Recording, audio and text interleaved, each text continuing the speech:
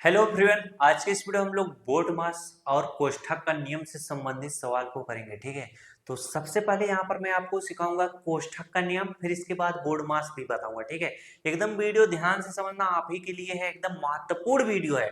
ऐसे प्रश्न अगर आपसे पूछ दिए जाते हैं तो भैया जब कॉन्सेप्ट क्लियर रहता है, चीजें पता रहती है, तभी सवाल लग पाते हैं। ठीक है, तो यहाँ पर देखो कोष्ठक का नियम क्या कहता है। सबसे पहले आपको ये छोटा कोष्ठक सॉल्व करना पड़ता है, फिर इस तरीके से मझला कोष्ठक सॉल्व करना पड़ता है, फिर बड़ा कोष्ठक सॉल्व करना पड़ता है। अब बोर्ड मास नियम क्या बताता है, BOD MAS। बोर्ड मास नियम क्या बताता है, बोर्ड मास नियम कहता है भैया सबसे पहले प्रश्न में क्या करोगे, ब्रैकेट को सॉल्व करोगे। अब ब्रैकेट के अंतर्गत मान लो अगर इस तरीके से 2 - 3 गुणे 4 लिखा है, तो सबसे पहले आप गुणे को सॉल्व करोगे, फिर आप घटाओगे। ठीक है, ठीक है। और सबसे पहले कौन सा, बी का मतलब होता है ब्रैकेट यानी आपका कोष्ठक। अब मैंने कोष्ठक बताया, कोष्ठक में सबसे पहले कौन सा कोष्ठक सॉल्व होता है, छोटा कोष्ठक, फिर मझला कोष्ठक, फिर बड़ा कोष्ठक सॉल्व होता है। अब यहाँ पर ओ का मतलब क्या होता है, आफ। आफ का मतलब क्या होता है, गुणा यानी का मतलब क्या होता है, गुणा। ठीक, अब इसका प्रयोग कब होता है, जैसे मैं इसी के सामने इस तरीके से लिख दूं 12 का, तो अब यहाँ पर इस सवाल बनेगा 12 का की जगह पर बस गुणे का सिंबल बन जाएगा, बस और कुछ नहीं। ठीक है, बस और कुछ नहीं है। चलो अब आगे आपको बताता हूँ। डी का मतलब क्या होता है, डिवीजन यानी भाग का सिंबल होता है, डिवीजन सॉल्व करोगे। फिर मल्टीप्लिकेशन यानी गुणा सॉल्व होता है, फिर एडिशन यानी जोड़ सॉल्व होता है, फिर सब्ट्रैक्शन यानी घटाव सॉल्व होता है। ठीक है, अब इतना जब चीज आपको पता चल गया तो ये सवाल अभी जब मैं समझाऊंगा, ये सारी चीजें आपको ऑटोमेटिक क्लियर हो जाएंगी, बस थोड़ा सा सब्र रखो। अब यहाँ पर मैं समझाता हूँ, आप ध्यान देना।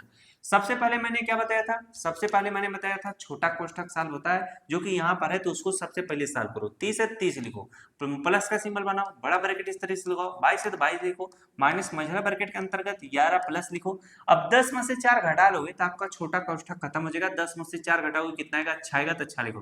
अब आपका मझला ब्रैकेट इस तरीके से बच रहा है, और लास्ट में बड़ा ब्रैकेट है, इसको इस तरीके से लगाओ।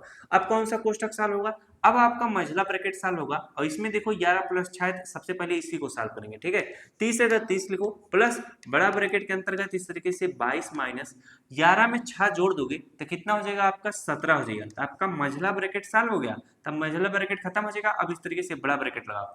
अब यहाँ पर देखो 30 है तो 30 लिखो, प्लस 22 में से 17 घटा लो, 12 है, ये इससे उधार लेगा, बन जाएगा 12। 12 में से 7 घटाओगे कितना आ जाएगा, आपका 5 आ जाएगा। अब एक में से एक घटाओगे क्या आएगा, शून्य, यानी आपका उत्तर कितना आ चुका है, 5। अब आपका बड़ा ब्रैकेट खत्म हो गया, और 30 में 5 जोड़ दोगे कितना हो जाएगा, 35। अब इसी में काम करता है जो यहाँ पर मैं लिखा था, BODMAS। अब इसका मतलब मैंने बताया था डिवीजन यानी भाग, इसका मतलब मल्टीप्लिकेशन यानी गुणा, इसका मतलब एडिशन यानी जोड़, इसका मतलब सब्ट्रैक्शन यानी घटाव। तो यहाँ पर देखो 30 धन 5 है, अगर इसी में लिखा होता भागे इस तरीके से 6, तो सबसे पहले क्या करते, सबसे पहले भाग को सॉल्व किया जाता है, फिर गुणा को, फिर जोड़ को, फिर घटाव को।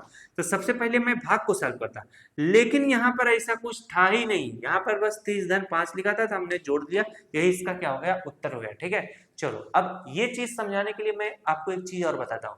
मिश्र संक्रिया का नाम सुने हो बैटरी खत्म होने वाला है क्या।